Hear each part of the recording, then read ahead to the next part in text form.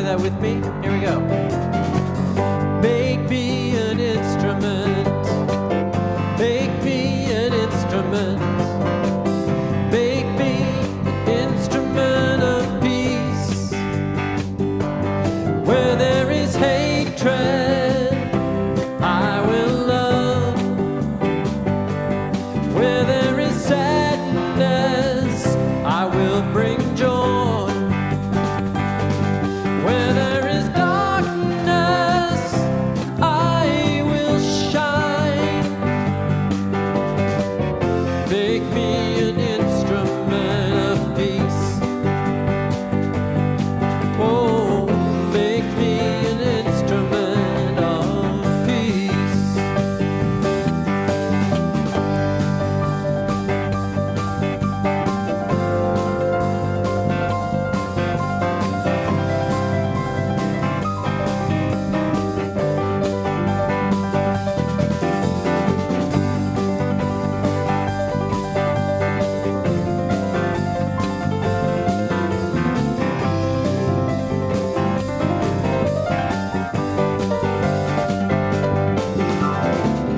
Make me an instrument.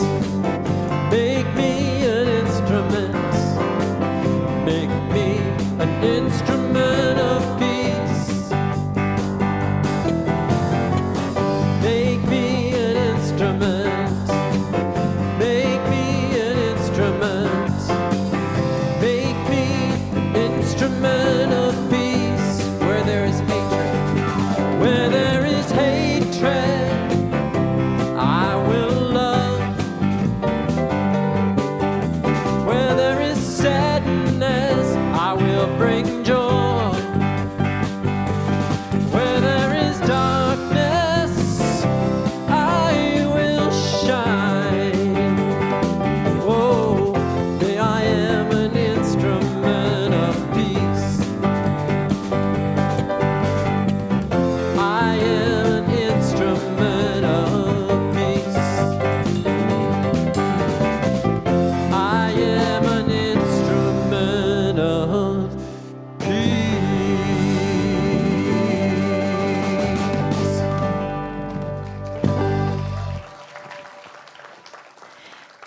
Let's let them know that we think they're pretty darn wonderful. Thank you. Good morning, and welcome to the Center for, what are we? The Center for Spiritual Living. My name is Tamira Hume, and I'm a practitioner here. And I'm very glad to be with you today. Welcome, live streamers. We are so grateful that you are joining us today. If you have questions about what is happening at our center, we have a website, CSLSR.org. It has lots of useful information. There you will find our monthly bulletin by clicking on the image of the typewriter. It contains everything that's happening throughout the month. We do offer a youth and family program for newborns, toddlers, elementary or middle schoolers, and teenagers. Our programs help your children and grandchildren get plugged into our community and grow on their own spiritual journey.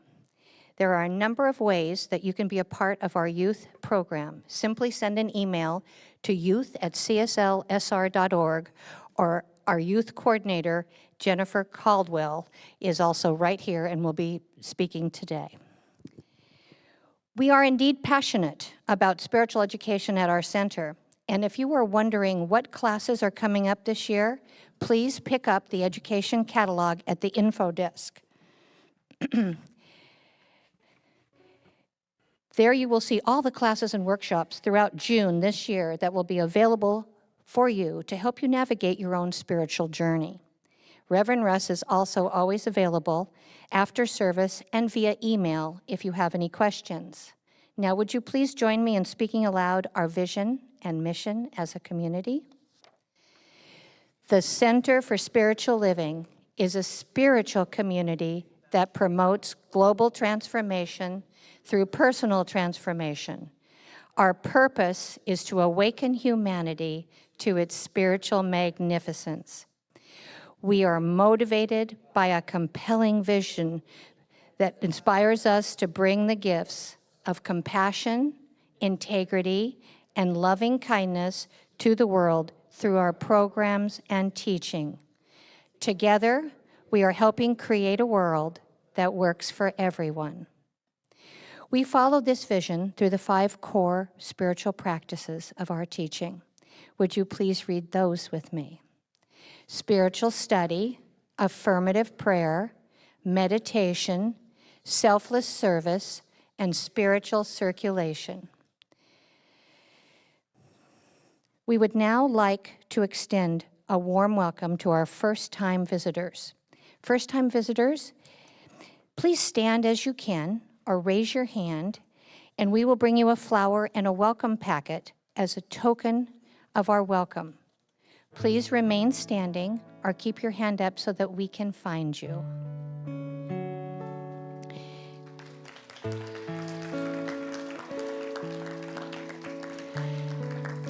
If you are watching online for the first time, let us know in that chat. We are so grateful to have you.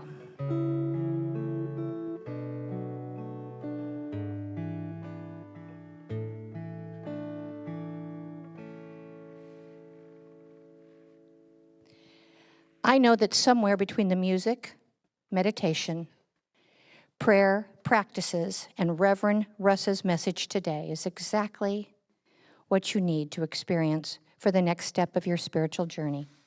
You are welcome here. Please enjoy some music before our short time of silent contemplation and prayer.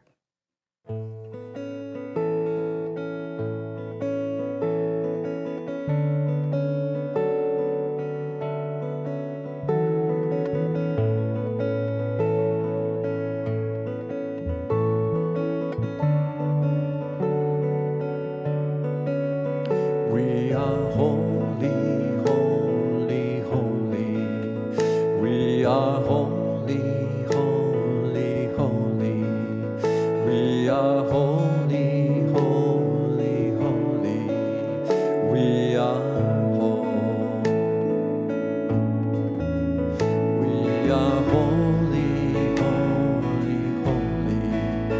We are holy, holy, holy. We are holy, holy, holy. We are whole. We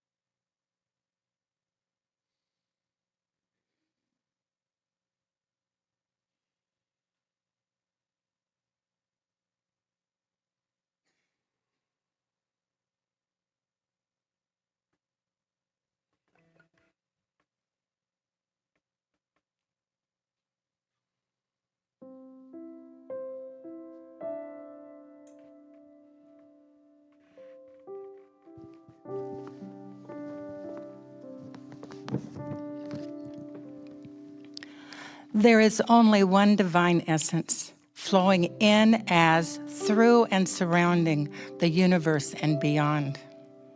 It is life. It is that one source, that one power, that one creator, that one ground of all being from which we come, showing up in so many diverse and appropriate ways in each and every moment. It is love infusing everything. It is spacious wholeness that holds and encompasses, and it is infinitely present in each moment, sometimes ferocious and sometimes calm, but always appropriate when that moment arises.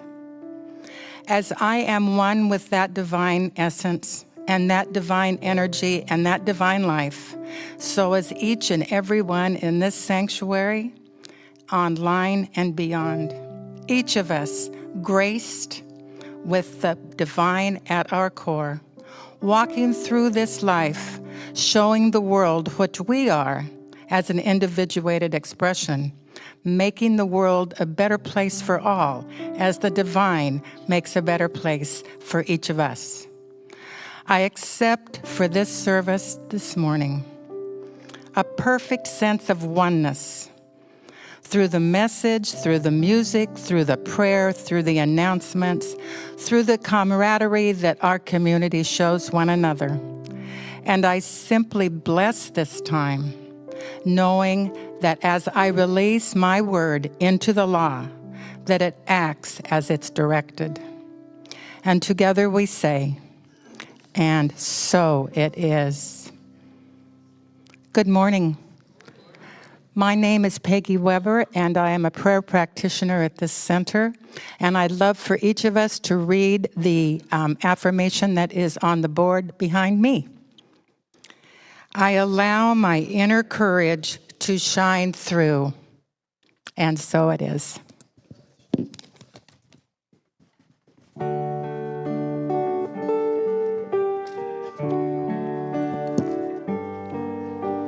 It's all about allowing peace within, in absolute surrender, so serenity begins. For when the storm subsided and calm becomes the way, it's all about allowing it to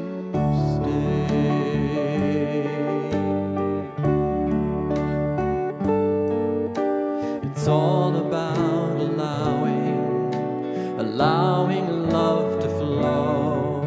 It's setting down your burden and just simply letting go. For as you cease the struggle and love pours through your heart, it's all about allowing it to start. Now feel it warm and shining, new with promise, strong, undying love, different from any you have known. And now the seed is sown. It's all about allowing change to show, then living in the moment like it's all you'll ever know. And though it won't be easy, you can truly say you've tried, for it's all about allowing it inside.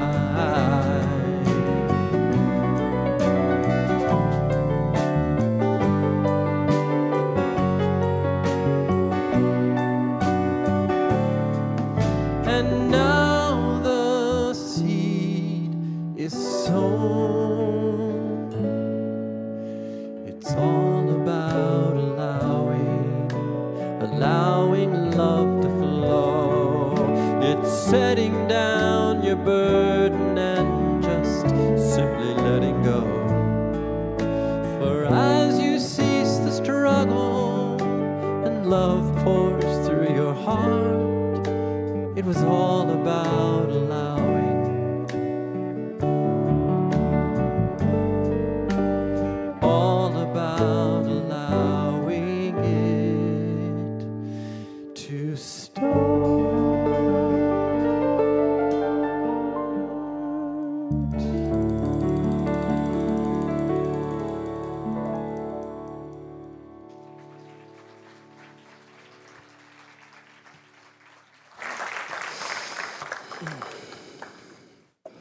Good morning.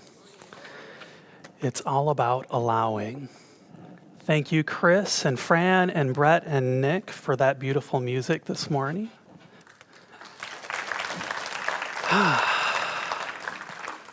And thank you all for being here. I suspect some of you who are coming westbound on Highway 12 had a much more interesting time getting here today. So thank you for making the effort. We really appreciate that. Discomfort is my sacred friend.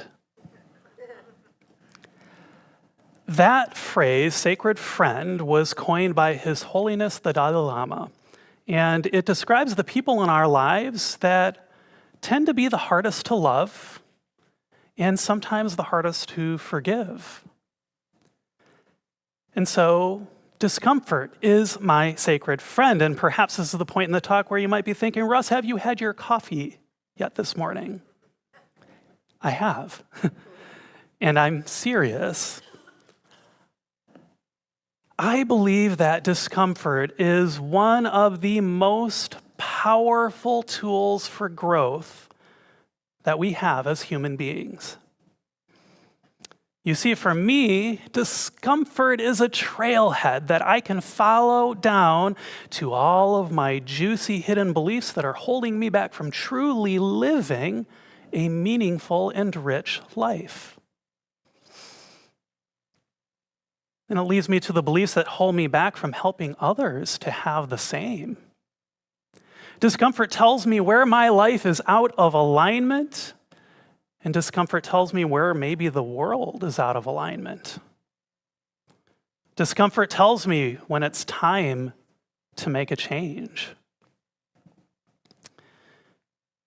And my favorite, discomfort teaches me compassion. And I'm reminded of the Islamic month of sacred fasting called Ramadan, which happens to begin this March with the first sighting of the new crescent moon. And it's a time when Muslims all over the world fast from dawn until dusk. And Western Sufi sheikh and psychologist Robert Frager calls this fasting during Ramadan. He talks about this fasting and he says this: all the world's religions include some form of fasting. It seems that all the prophets God sent to this world taught their followers to fast. Why is it important to fast?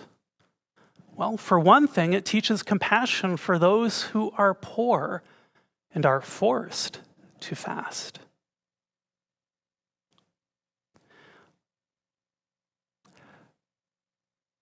For one thing, it calls out those who are in an area that suffers drought or famine or the devastation of war, and these conditions can be found all over the world. We should be grateful that we have food. Famine occurs all over the world. It's not limited to Africa or Asia. We have had terrible droughts in America in the past, and many Americans went hungry. And today, many homeless Americans don't know where their next meal is coming from.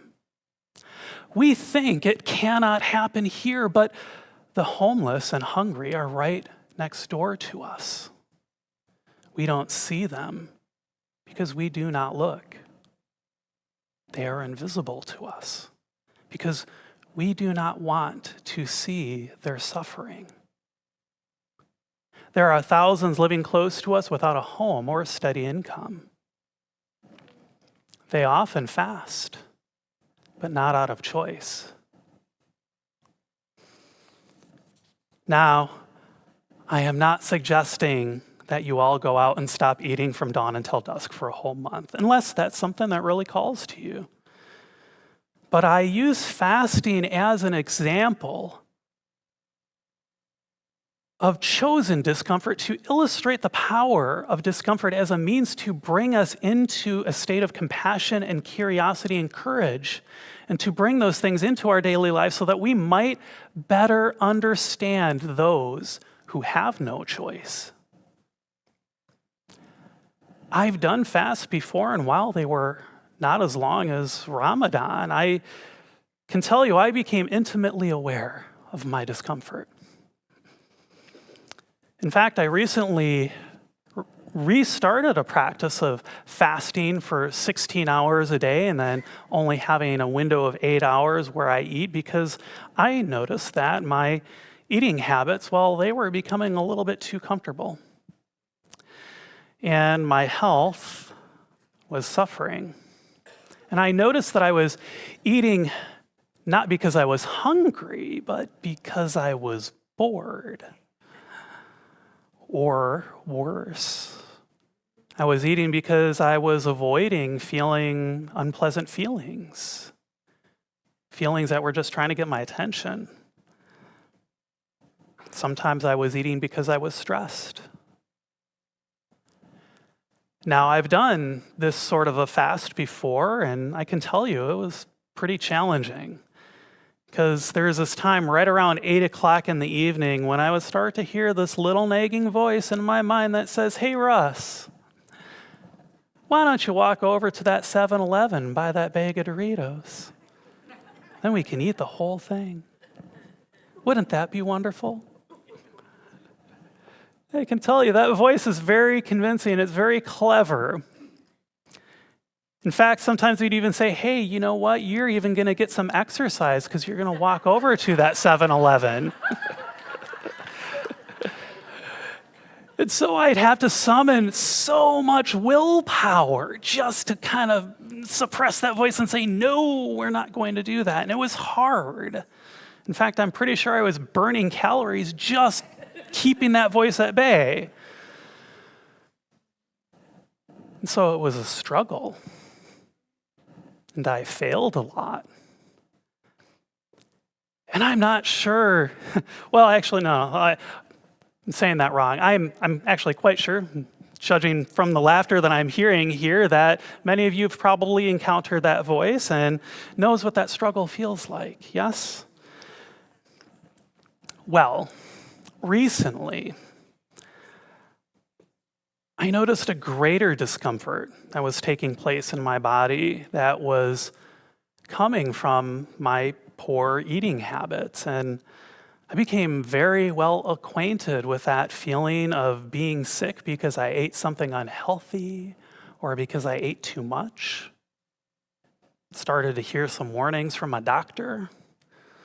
And so I decided that this time, I'm going to follow that discomfort that was causing me to eat in these unhealthy ways, and see if maybe I can understand it. See if I could understand that part of me that wanted to eat when I was bored or stressed or feeling emotional. And it turns out that part of my mind, that part that liked to eat, well, it turns out that it was only looking out for my good. It was trying to keep me safe. And the only way that I knew how to do that was to eat. You see, what it was doing is it was protecting another part of me, a part of me that was feeling isolated and feeling alone. A part that was carrying the burden of these feelings and that did not know how to let them go. This eating part of me believed that by eating all the time, it could help keep that struggling, burden part of my mind safe and keep it from acting out and flooding me with all of those feelings and all of those emotions. That part of me that liked to eat, it was just taking care of me. The only way that it knew how to do. And if it was not for the greater discomfort that was taking place in my body, I don't know if I ever would have known.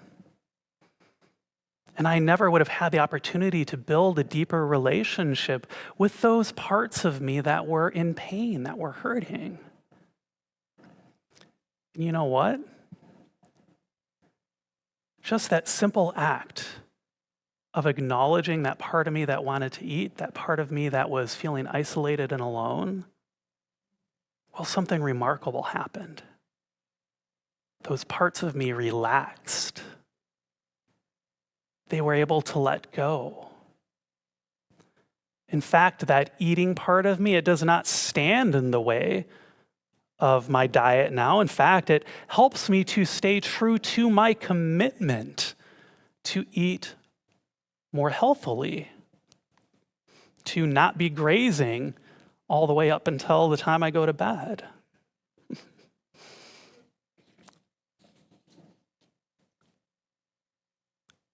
You know, I look at the news of our country and our world today, the news of seemingly increasing income inequality, homelessness, poverty, war, racism, drought, climate change.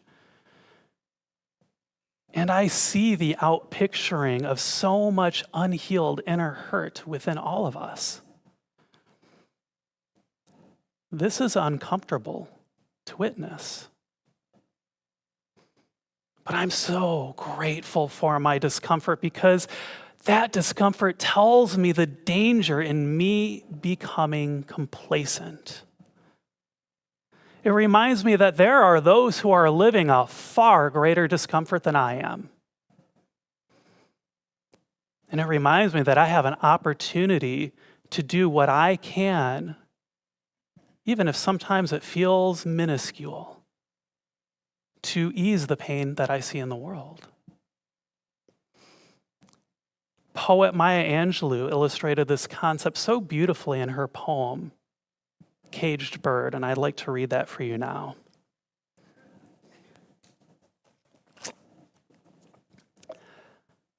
A free bird leaps on the back of the wind and floats downstream till the current ends and dips his wing in the orange sun rays and dares to claim the sky. But a bird that stalks down his narrow cage can seldom see through his bars of rage. His wings are clipped and his feet are tied, so he opens his throat to sing. The caged bird sings with a fearful trill of things unknown but longed for still, and his tune is heard on the distant hill, for the caged bird sings of freedom.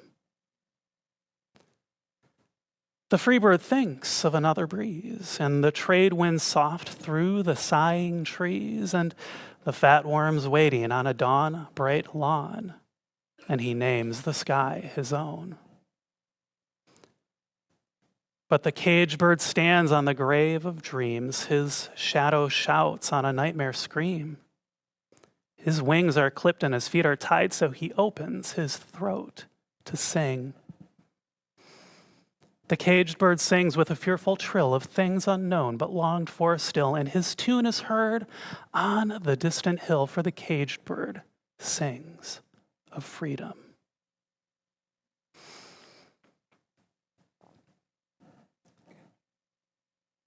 I truly believe that we would end income inequality, homelessness, racism, and injustice if we really wanted to. But I, the free bird in Maya Angelou's poem, find that I have a responsibility not just to enjoy my freedom and comfort, but to also do all that I can to ensure that the caged birds of the world are able to be free. Ernest Holmes says this in the Science of Mind textbook: the criterion for any person as to what is right or wrong for them is not to be found in some other person's judgment. The criterion is, does the thing I wish to do express more life, more happiness, more peace to myself, and at the same time harm no one? If it does, it is right. It is not selfish. But if it is done at the expense of anyone, then in such degree we are making wrong use of the law. And that law that he's talking about is the law of mind, of us aligning our thoughts to that which it is that we desire and having the universe reflect that back to us. And I have to say, I'm really not perfect at this. Sometimes my own creature comforts prove to be too distracting. Sometimes they lull me into thinking that they harm no one and thus they must be okay. But the reality is that inaction and indifference to the harm and suffering of others often serves to perpetuate that harm and that suffering. It's not a direct harm, but I can't say that I bear no responsibility in allowing that suffering to continue.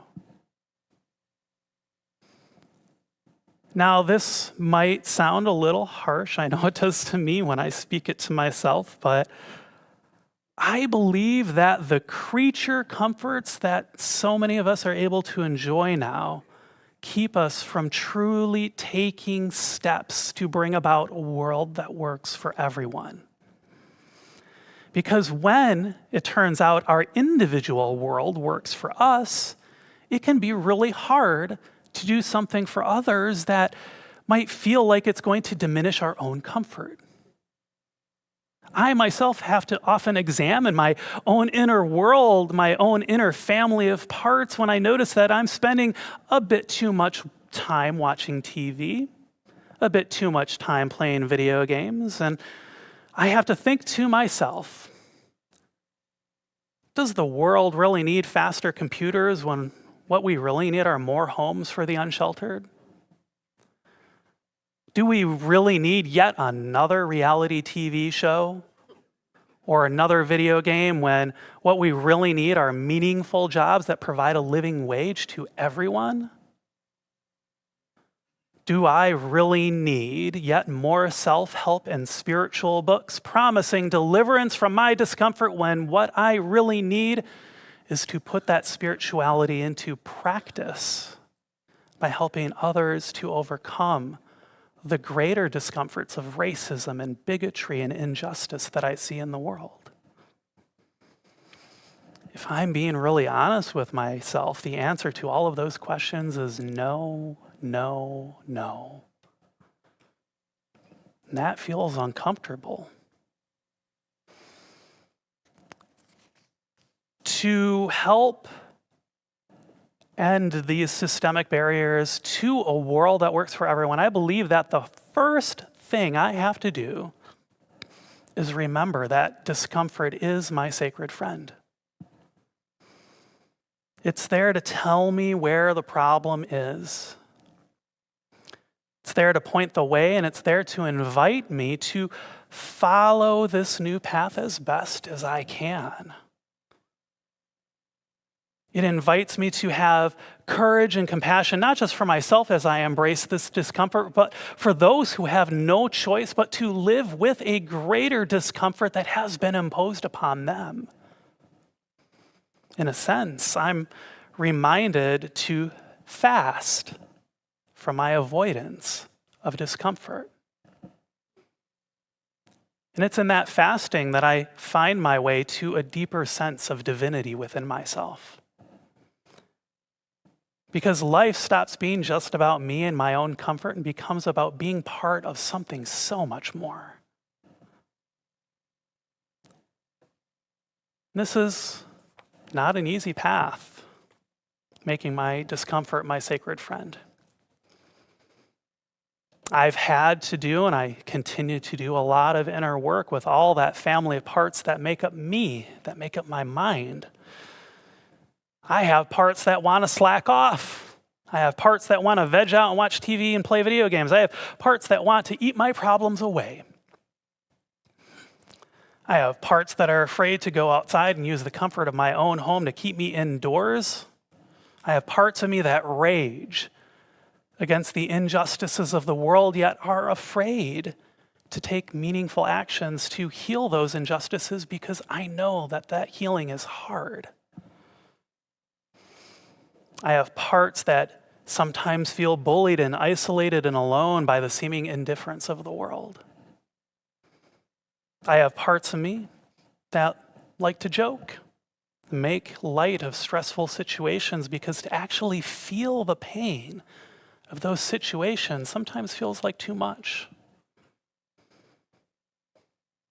No, discomfort did not become my sacred friend overnight. I had to learn how to follow my discomfort to all of these struggling parts within me And you know what I learned? When I started to get really curious about all these parts of me, when I got really interested in seeing them and hearing them and accepting them,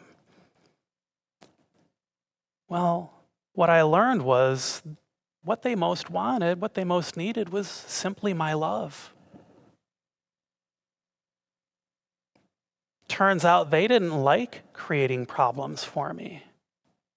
They just didn't know what else to do. They didn't like making me afraid. They didn't like making me feel isolated and alone. They were only doing these things because it's all that they could do to keep me safe.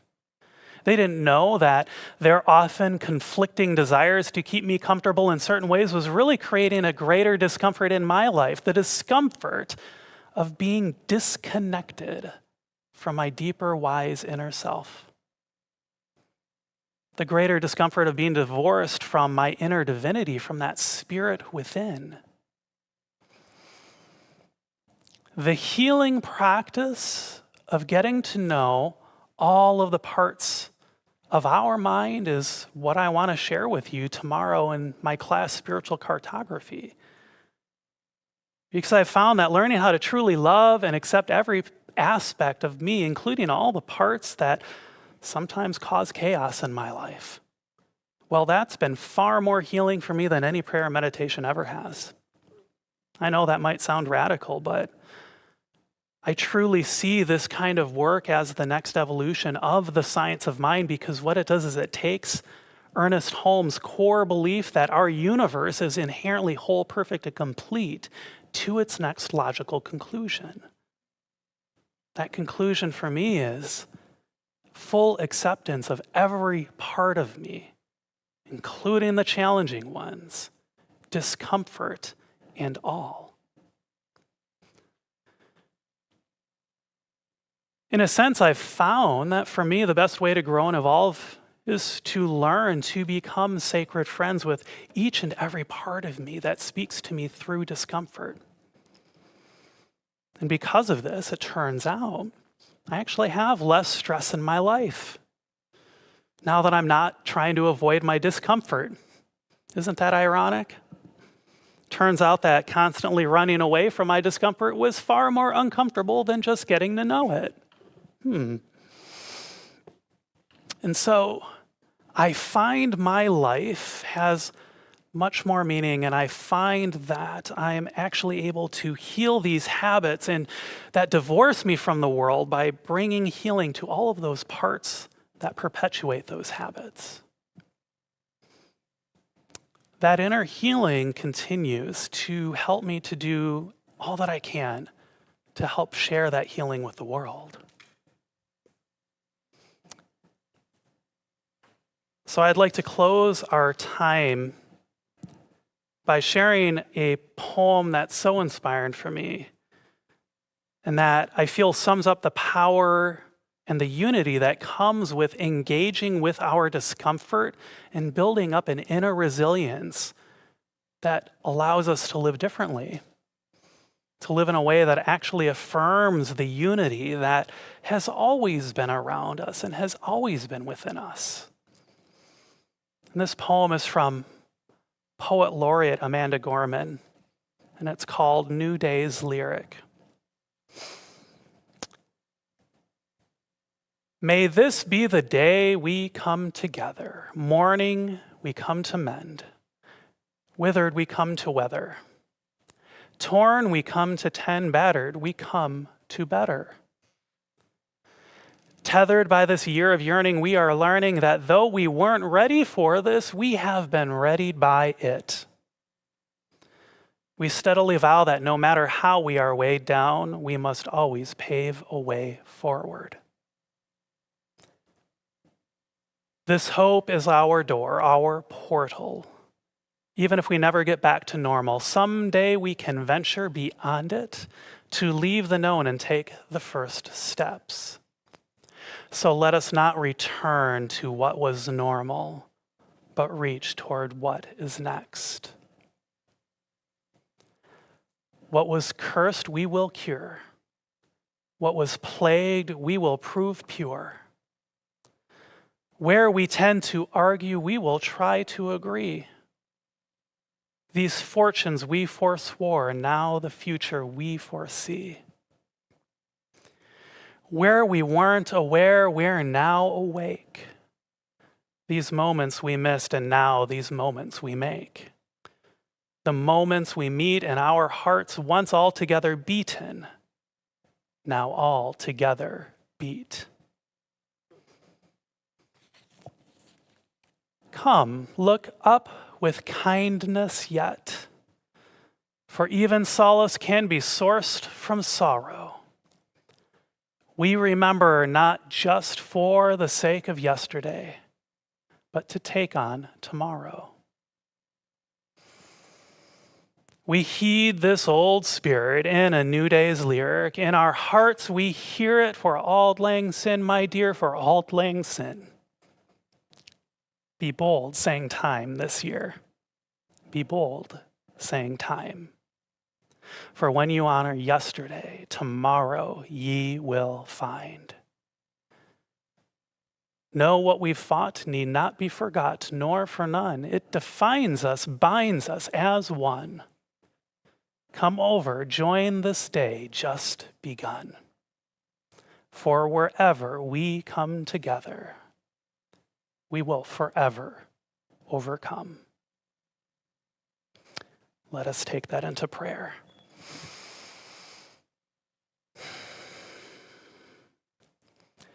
There is only one infinite, divine, benevolent, loving presence that is the source of all creation, all of life, all of reality, all that is seen and unseen. And I know that this divine source, this divine one, is good. It is wholeness. It is peace. It is love. And I am part of that. Just as each and every person here, each and every person on our live stream is part of that. We are that infinite divine one individually making its expression known in this world. And so I know we are that wholeness, that love, that peace, and those qualities reside in us, in their infinite nature. And there is no thing that could ever stand in the way of their expression. And so I claim for us here and now the courage, the compassion, and the love to make discomfort our sacred friend. Knowing that in that discomfort there is not something that is trying to harm us, but rather there is a depth of being within us that is seeking to be known. And so I invite our hearts to open to that, knowing that that divine one is right there with us to ease the path along our journey as we walk hand in hand with our sacred friend, discomfort. I invite that evolution forward, knowing that we are expressing a deeper and more profound realization of wholeness as we learn about all the parts of us, all the parts of others that are asking for help.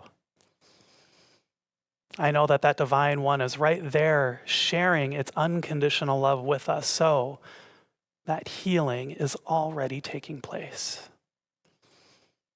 And so I am grateful for this healing, grateful for my sacred friend, discomfort, and grateful for the fulfillment of this prayer. With my gratitude, I release this word back to that divine law of mine that always says, yes, my beloved's yes. And I invite us all to seal this word together by saying, and so it is. Okay. So now is the time of our service where we practice that spiritual practice you learned about called spiritual circulation. And if you choose to practice financially, we have a number of ways that you can give. The first is giving online through our website, cslsr.org/donate. We also have text to give. I use that myself. It's a lot of fun. We'll leave that number up there for you. If you want to program it in your phone or write it down, you simply send a text message to that number the first time. It will help you set up however you would like to do your donation. And then from there on out, you can send the number 1, the number 1 million, the number 1 billion, and it will automatically apply your donation. It's very fast and easy. I love it. We also have auto giving. If you just want to really affirm and know that your commitment to give to and support our center is there, that can be set up. A lot of people like to mail us a check, and we have our address over at the info desk and on all of our business cards on our website. And I wanted to mention to you too, if you did not know, we have an account set up with Oliver's and their eScript program, so that if you sign up with them, they will give you a little card like this, and every time that you shop at Oliver's, you can give without even having to try. And we love that. It actually turns out we are one of their top recipients of donations at Oliver's, which is fabulous. So that is an option too. And of course, we will pass the baskets today. Before we pass the baskets, though, I invite you into our offering ritual. And so if it feels comfortable, I invite you to close your eyes or soften your gaze and tune into that unconditional love at the core of your being. I promise you it is there. And imagine that that love is growing and expanding. It's infusing all of the gifts that you give, whether they are financial or volunteering or your positive regard for our center. And allow that love to just grow and fill this room. And I invite you to repeat after me. I bless my gifts. I send them forth to heal and prosper. They do wonderful work in the world. And so it is. Ushers, please receive the gift.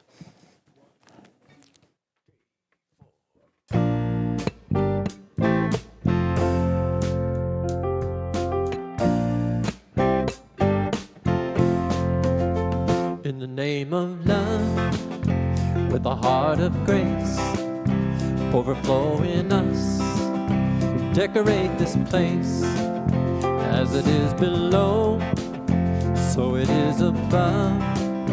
May we always stand in the name of love. And when the veil is gone, there's only one of us, only one, in the name of love. When the day is done, we will sing this song as one, in the name of love.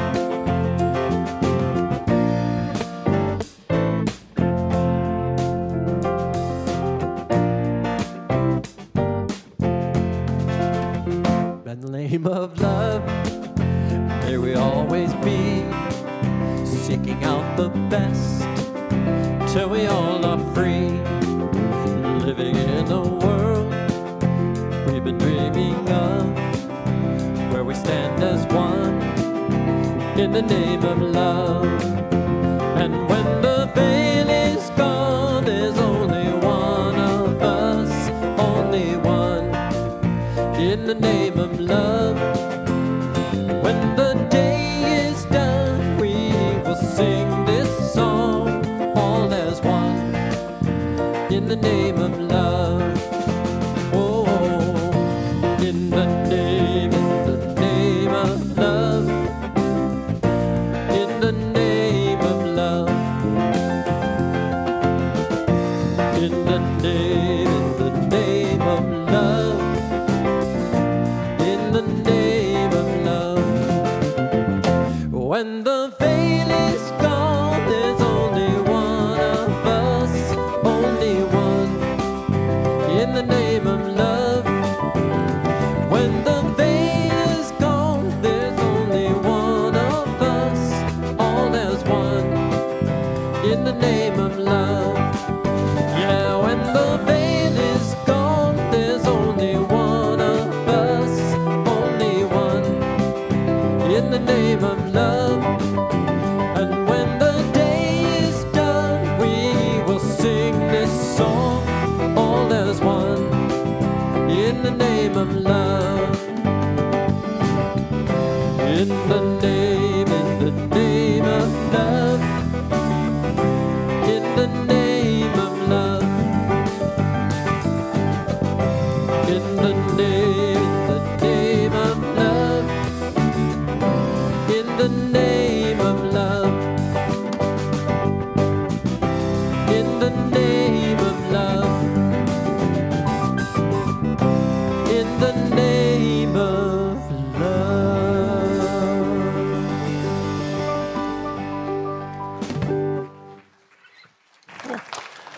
Thank you again for all of the gifts that you share with us. We are able to do all of the wonderful things that we do because of you. So thank you, thank you, thank you.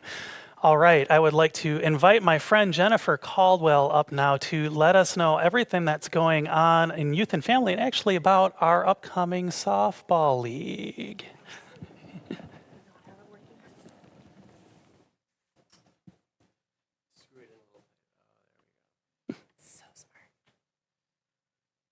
There you go. Thanks for being my tech guy. Good morning. You all made it here. Did anybody else take the workaround? Yeah, me too. Well, I'm glad you're here, and I'm really glad to get to share with you what we've been doing in youth and family. My goodness, y'all, that nursery is a happening spot on Sunday mornings at 11. There have been like 5 to sometimes, there was one day 8 little ones. And it's a busy room. So can I get just a quick little huzzah, like a little hand clap for the volunteers? Yeah, they work really hard. Our middle school room, which was my last room to get up and going, is up and going. We've got some middle schoolers in there, and they've been working on some different art projects together. And my elementary room continues to be a never-ending source of entertainment. You would have such a good time to hear some of the conversations they have. And we try to, in youth and family, mirror the topics that are in here, but in a kid-appropriate way in there. And then our teens, since teen camp happened in January, there have been more teens coming to teen room on Sunday mornings, and we've been so excited to meet new friends. And last weekend, if you were here for the book exchange, you maybe saw that the teens were giving out bookmarks that they had decorated and hope to make some donated money for the next teen camp. And they made almost $200, so they should be really proud of that.